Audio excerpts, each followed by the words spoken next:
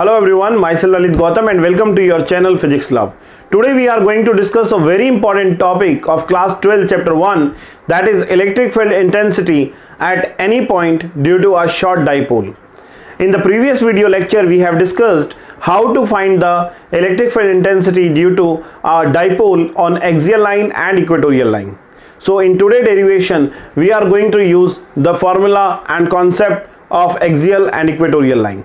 So let's start.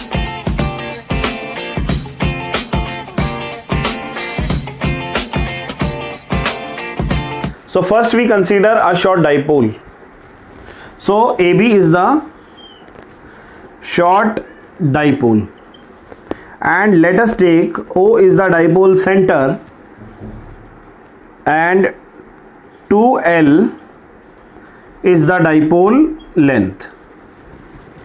Now we know that the direction of electric dipole moment is always from negative charge to positive charge. So this is the direction of dipole moment and we represent the dipole moment by symbol P. Now we consider a point M where we have to find the electric field intensity. So this is the point M where we have to find the electric field intensity. Now join this line O with point M. हमने क्या किया, point O को point M से join किया. Now we are observing here that this angle is theta. Theta is the angle between the dipole AB and line OM. So we can resolve this dipole moment into two rectangular components. हम इस dipole moment को दो rectangular components में resolve कर सकते हैं, क्योंकि ये जो डाइपोल मोमेंट है ये किसके अलोंग है, AB के अलोंग है, तो हम इस डाइपोल मोमेंट को यहाँ पर भी रिप्रेजेंट कर सकते हैं. सो अब हम क्या करेंगे, इस डाइपोल मोमेंट P को दो रेक्टेंगुलर कंपोनेंट्स में रिजॉल्व करेंगे. जो थीटा के साथ होता है वो हमारा क्या है, P cos theta. So it is P cos theta and this perpendicular line have the dipole moment that is P sin theta. अब यहाँ पर देखिए जो लाइन OM है इसके पास भी डाइपोल मोमेंट है और जो लाइन A' B' है इसके पास भी डाइपोल मोमेंट है. यहाँ पर डाइपोल मोमेंट है P cos थीटा और A' B' का डाइपोल मोमेंट है P sin थीटा. इसका मतलब these two lines also behave like electric dipoles. ये दोनों लाइन भी इलेक्ट्रिक डाइपोल की तरह बिहेव करेंगी. अभी हम यहाँ पर लेंथ नहीं कंपेयर कर रहे हैं. लेंथ इसलिए कंपेयर नहीं कर रहे हैं क्योंकि हमने शॉर्ट डाइपोल लिया है और शॉर्ट डाइपोल की जो लेंथ है वो आपकी वेरी वेरी स्मॉल होती है. सो हमारे पास यहाँ पर अब दो डाइपोल हैं. एक है जिसकी डाइपोल मोमेंट है P cos थीटा और दूसरी है जिसकी डाइपोल मोमेंट है P sin थीटा. अब देखिए हमने पढ़ा है, स्टडी किया है लास्ट डेरिवेशन में कि अगर हम कोई डाइपोल लेते हैं -q + q, तो इस डाइपोल के जो दो चार्जेस हैं इन दोनों चार्जेस को ज्वाइन करती हुई लाइन जो आगे एक्सटेंड करते हैं, इस लाइन को हम क्या बोलते हैं, axial line.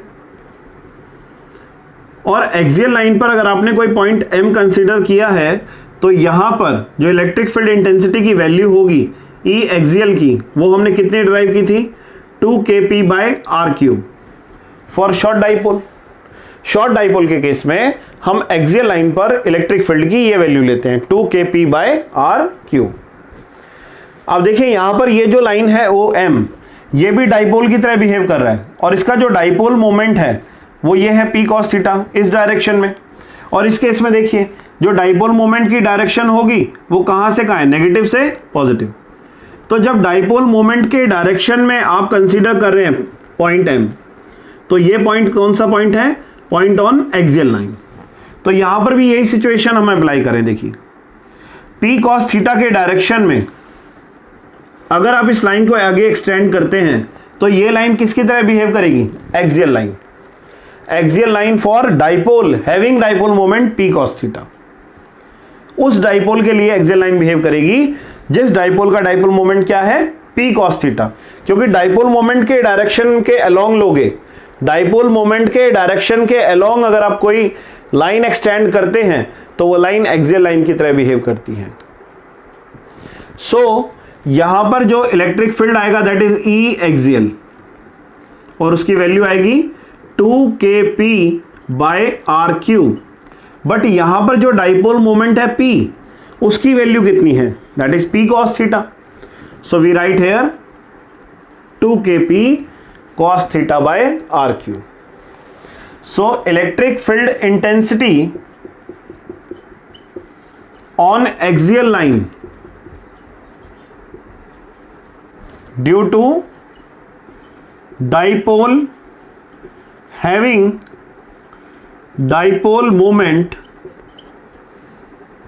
P cos theta is, तो हमने लिखा electric field intensity due to dipole having dipole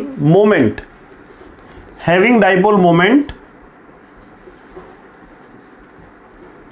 P cos theta is, so E axial is equal to 2kp cos theta by r cube, equation number 1. So this is the electric field intensity on axial line. Now we find the electric field intensity at point M due to this dipole A dash B dash. So A dash B dash की वजह से जब हम point M पर electric field intensity निकालेंगे तो आप देखिए A डैश B डैश और OM में कैसा आप देख रहे हैं, OM is perpendicular to A dash B dash. OM is perpendicular to A dash B dash. तो इसका मतलब OM जो है वो इक्वेटोरियल लाइन की तरह बिहेव करेगा.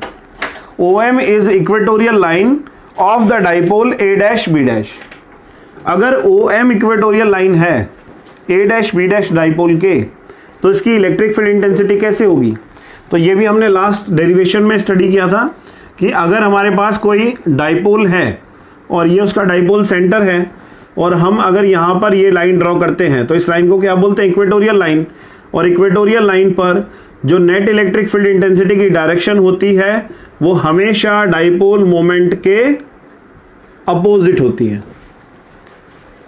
इक्वेटोरियल के केस में नेट इलेक्ट्रिक फील्ड इंटेंसिटी की जो डायरेक्शन होगी वो हमेशा डाइपोल मोमेंट के डायरेक्शन के अपोजिट होगी. सो OM is equatorial line of dipole A dash B dash. इसकी डाइपोल मोमेंट की डायरेक्शन क्या है, P sin theta.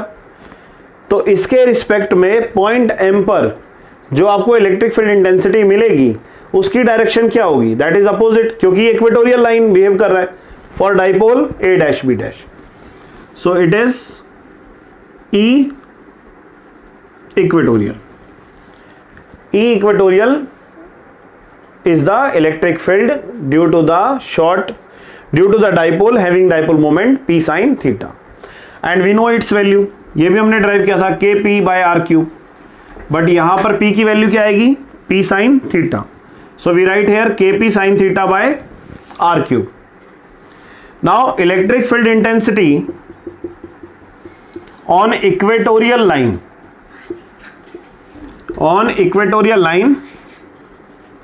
due to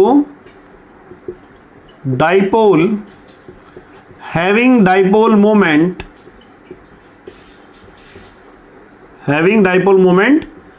P sin theta is, so E equatorial is equal to kp sin theta by r cube, equation number 2.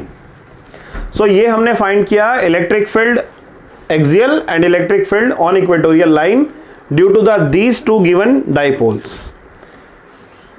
Axial line पे हमने find किया P cos theta के और equatorial line पे हमने find किया P sin theta के.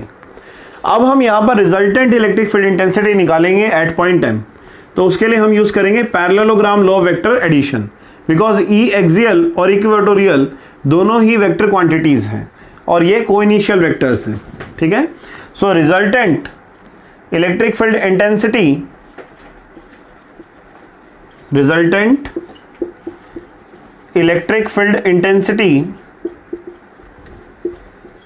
at point M is given by parallelogram law of vector addition. Parallelogram law vector addition का यूज करके हम यहां पर net electric field intensity calculate कर सकते हैं. सो अब इसको हम कैलकुलेट करेंगे. सो देखिए कैलकुलेट करने के लिए हम क्या करेंगे, हम यहां पर यूज करेंगे parallelogram law of vector addition. So parallelogram law of vector addition में हमने स्टडी किया है जो रिजल्टेंट होता है, रिजल्टेंट का फॉर्मूला क्या था, √a² + b² + 2ab cos theta. So E net is equal to √E axial square plus E equatorial square plus twice of E axial E equatorial cos 90। Why cos 90? Axial और equatorial के बीच में जो यहां पर theta है that is 90 degree. So we put here √E axial की value put करेंगे 2kp cos theta by r³ plus E equatorial kp sin theta by r³। So it is kp sin theta by r³ plus 2 E axial equatorial, और cos 90 0 होता है तो ये 0 हो जाएगा। Now we get √4k² p² cos² theta by r⁶ plus k² p² sin² theta by r⁶। Now we can take common here kp bye r³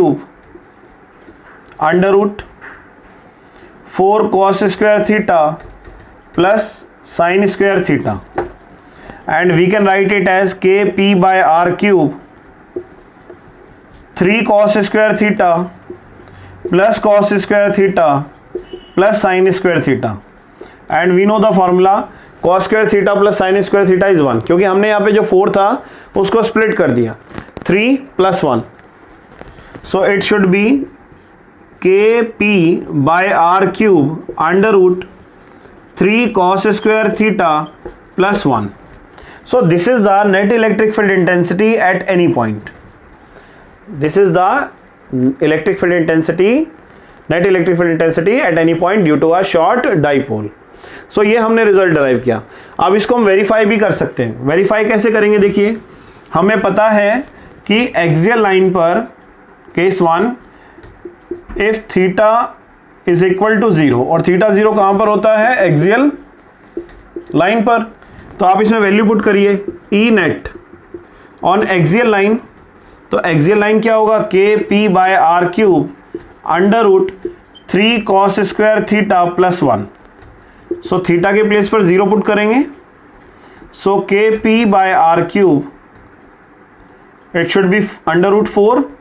That implies that net electric field intensity on axial line is 2 kp by r³।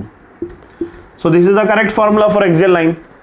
जब theta 0 होगा तो point M axial line पर आ जाएगा, और axial line पर electric field intensity हमारी क्या है, 2 kp by r³।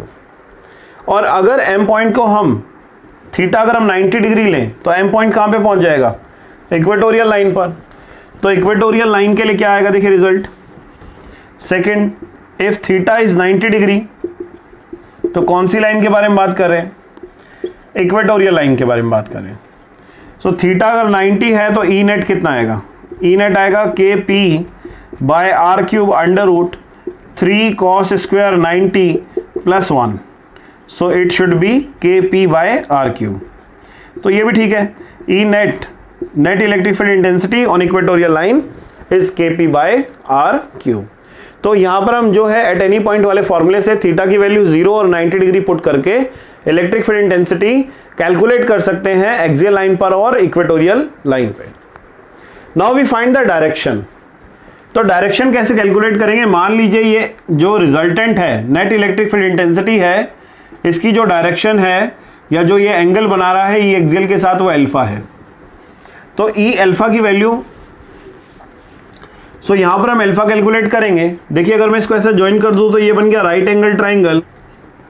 सो देखिए tan अल्फा क्या आएगा, tan alpha is perpendicular by base, that is E equatorial by E axial, and E equatorial की वैल्यू है kp sin theta by r³, and it is 2 kp cos theta by r³।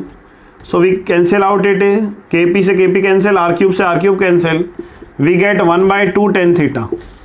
So alpha is equal to tan inverse 1 by 2 tan theta. So this is the value of this is the direction of net electric field intensity. So I hope you understood this. For any doubt, you can write in comment box. So like, share and subscribe the channel so that maximum students can take benefit of this channel. Thank you. Bye bye. Jai Hind, Jai Bharat.